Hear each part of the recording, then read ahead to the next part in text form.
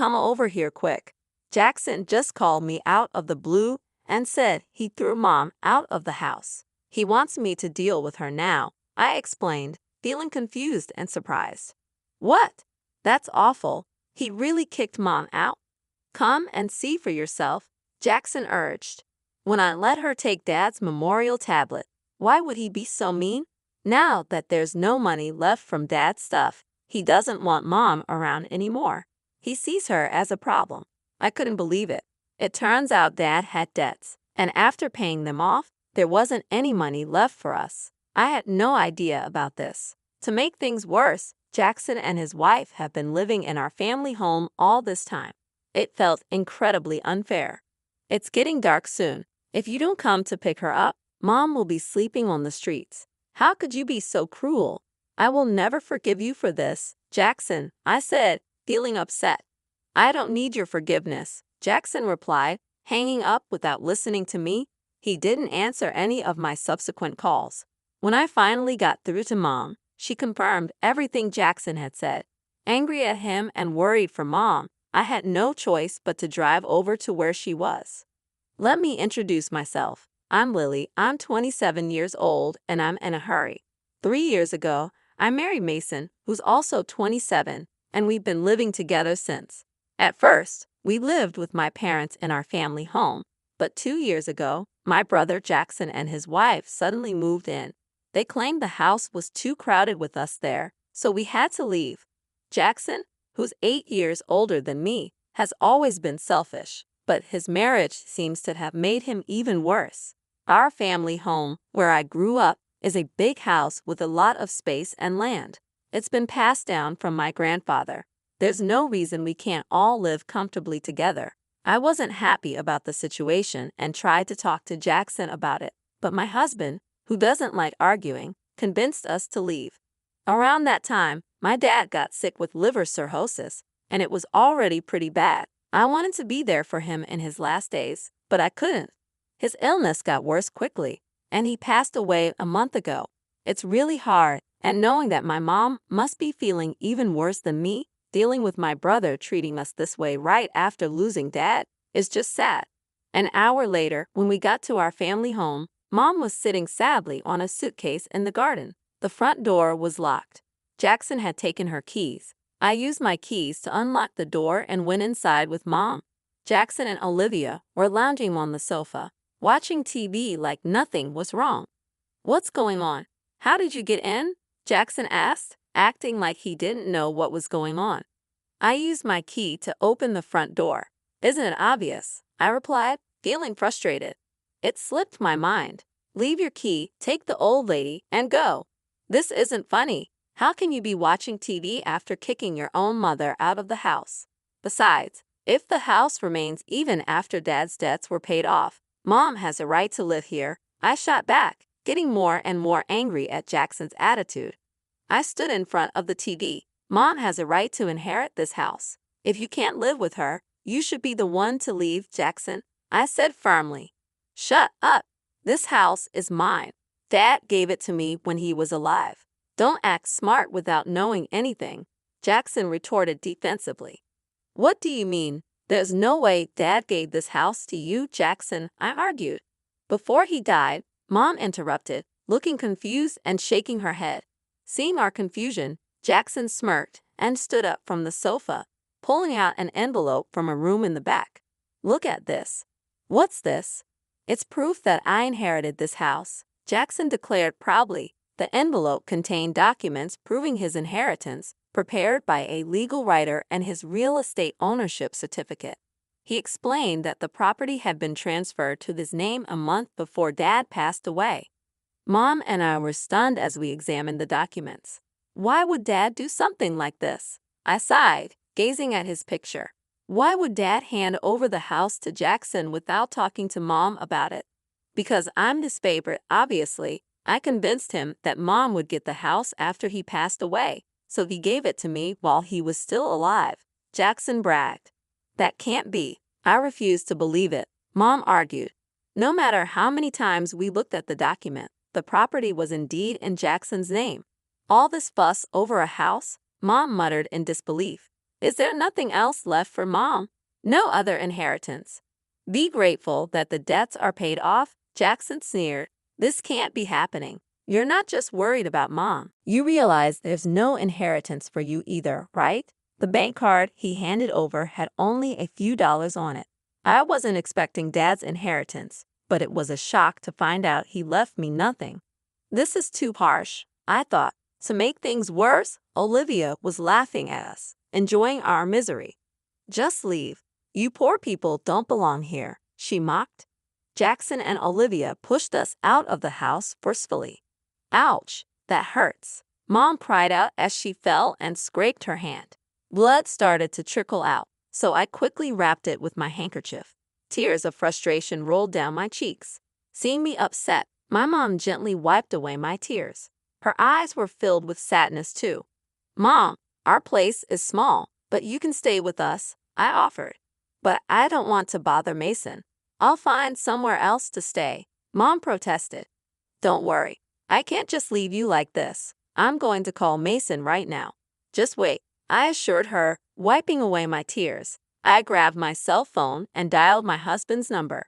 Mason answered after a few rings. Hello, Mason. I'm sorry to bother you out of the blue. Mom has been kicked out of her house, I explained. As I told him what happened, Mason listened attentively, though he seemed a bit unsure. I held my breath, waiting for his response. Our apartment is pretty small compared to Mom's house. It might not be the most comfortable, Mason started, but I don't mind. Bring your mom over. We've been helped out in tough times too. We should help each other when we can. Thank you so much, Mason, I said gratefully. My husband is such a kind person. He couldn't leave someone in need. We quickly took Mom to our apartment, and from that day on, we lived together. But living with 3 people in our small apartment was tight. We didn't have enough money saved up to buy a house yet, but maybe moving to a slightly bigger place in the future would be a good idea. It was heartbreaking to see Mom squeeze into our small apartment. As my husband and I browsed through property listings on the computer, Mom's phone rang. After a brief conversation, she dropped a bombshell. Why don't we move to my Highlands condominium? She suggested. Hold on, what Highlands condominium? I asked, completely surprised. Mom went on to explain that my wealthy grandfather had been a big spender, leaving my grandmother with no choice but to sell their farmland to keep up. As for Dad, he was also known for spending a lot, and besides the house, we didn't have many assets. Worried about our future, Mom had wisely invested her earnings from before she got married in real estate. My husband and I were floored. It turns out Mom not only owned a condominium in the Highlands but also managed an apartment building, earning a significant income from her investments. I can't believe it, I said. I'm sorry for not telling you sooner, Mom apologized. Anyway, the management company just called. There's an opening in the Highlands condominium. We can move in next month. What do you think? She proposed. We couldn't refuse such a generous offer. Plus, the Highlands condominium had 3 bedrooms, a living room, a dining room, and a kitchen, all just a 5-minute walk from the station. It was much more comfortable than our current situation. Thank you, Mom, but we might only be able to afford the same rent as we do for the apartment. I expressed my concern. You don't need to worry about that. We have to do things properly, even if we're family, my mom insisted. Oh, I need to let the landlord know we're moving out. Seeing my husband and me smiling with happiness, Mom's face lit up too. Time flew by as we got ready to move into our new home at the Highlands condominium. Before we knew it, 2 months had passed since we settled in. As I was getting ready to go shopping, I was surprised to see Jackson and Olivia suddenly appear at the entrance of the condominium. Why are you, a poor person, living in a Highlands condominium? Did you come into some money or what? Olivia sneered. Of course not.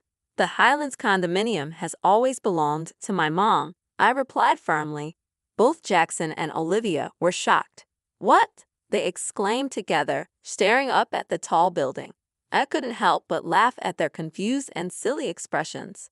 Jackson's face turned red with anger. That deceitful woman.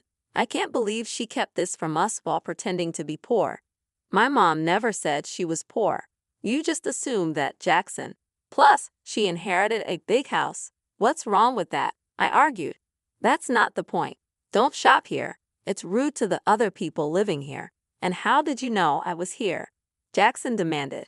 Jackson said that when he couldn't reach Mom, he tracked her down using her phone's location. Olivia explained. Why are you trying to contact Mom now after kicking her out? I bet it's something mean again, I accused. Regardless, if Mom is here, I want to see her. Let me in now, Jackson demanded. You must be kidding. If you hurt Mom again, I couldn't stand it. If you have something to say, tell me, I insisted. But they kept pushing to see my mom without saying why. The Jackson couple seemed quite flustered. Weren't you two living comfortably in your big family house? Just the two of you? I questioned. It's none of your business, Jackson snapped. Fine, if you don't want to tell me, that's okay. I have to go now. Bye, I said, trying to walk past them. But Jackson suddenly grabbed my arm tightly. Ouch, let me go, I protested. Just call Mom. Absolutely not. I'll call the police, I threatened. But Jackson just scoffed at me. There's no way the police would come for a simple family argument. Even if they did, there's no way you could sue me for just grabbing your arm. Feeling defeated, I stayed quiet. Fine, I'll tell my mom, but only if you tell me why you're here. I relented. The utility bills for that house are ridiculous. Just for the AC, the electric bill is $500. This is no joke, Olivia explained. Their old traditional-style house had more than 8 rooms, so it was no surprise that utility costs were high. But even so, a $500 electricity bill seemed a little steep. It was a particularly hot summer, so they probably overused the AC. I thought you would have known that from the start. How would we have known? Mom used to pay the bills. Jackson scratched his head frantically as Olivia fumed. There's no way we would have known. Do you know the property tax for that house is $5,000 a year? Olivia exclaimed. What? I can't believe you didn't know. Why would an old house like that cost so much? How are we supposed to pay that? Jackson protested.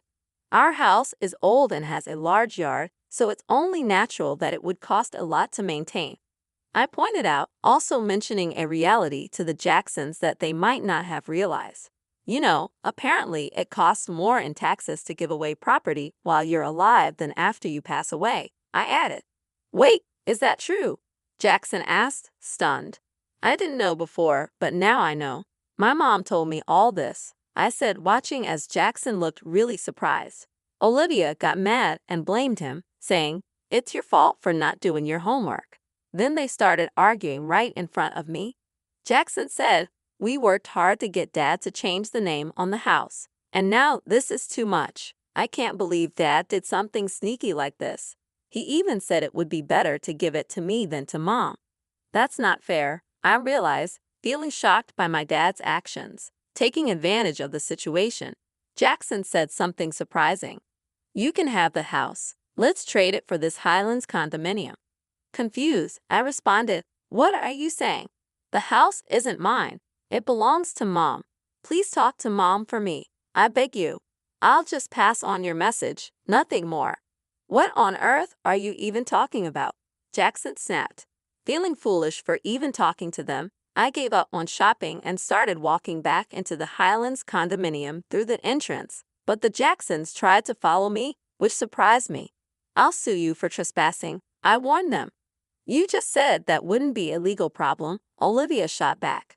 It seemed like they wouldn't understand until they faced a real consequence. I sighed in frustration and called out to the management office next to the entrance. Excuse me, could you please call security? Someone who doesn't live here is trying to get in. Wait a moment, the security guard, who was always on duty at the Highlands condominium, rushed over immediately. With the big security guard standing in front of them, Jackson and Olivia looked startled. Once again, I warned them to avoid a repeat of the situation in the future. I didn't call the police just now because you only grabbed my arm, but if you try to use force or come back to the Highlands condominium, I will really call the police. Understand? Don't make us do that. If I see you again, I'll report it, so go back to your mansion from Dad. Got it, I told them firmly. Looking scared of the police, the Jacksons quickly backed off. I returned to my apartment and told my mom about what happened with the Jacksons. But why did Dad let Jackson inherit the house? I asked, feeling sad. My mom smiled. Dad must have had a reason when he let Jackson inherit the house. He didn't want to trouble you either, Lily. Even though Dad wasn't very interested in money, he cared a lot about me. Remember, he always said he loved you, Lily, so much, she added. Really, I was so happy to hear that my dad cared about me so much. When my mom heard about the house from Jackson, she muttered, "Is he going this far?" because she realized he had given Jackson a serious punishment. Even though Jackson was always selfish, you knew how Dad felt, Ma? I asked, surprised. Of course, dear. We've been together for 38 years. I know what he's thinking without him saying a word. Besides, Jackson never took care of Dad when he was sick, my mom explained. I misunderstood Dad. I feel terrible. I want to apologize, I admitted. Don't worry, Lily. Your feelings are reaching Dad in heaven. The ones who should worry are the Jacksons. Who these days would buy a big, high-maintenance house like that? I bet they'll struggle to find a buyer, my mom said with a smirk. After a while, it became clear that my mom was right. The Jacksons couldn't handle the house on their own and put it up for sale, but couldn't find anyone to buy it.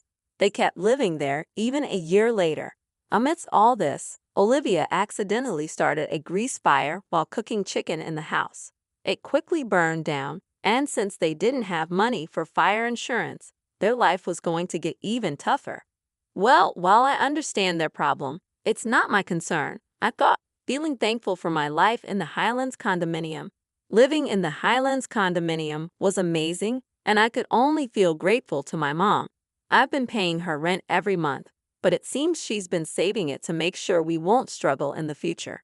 Every day is peaceful and happy as I live with my wonderful mother and caring husband.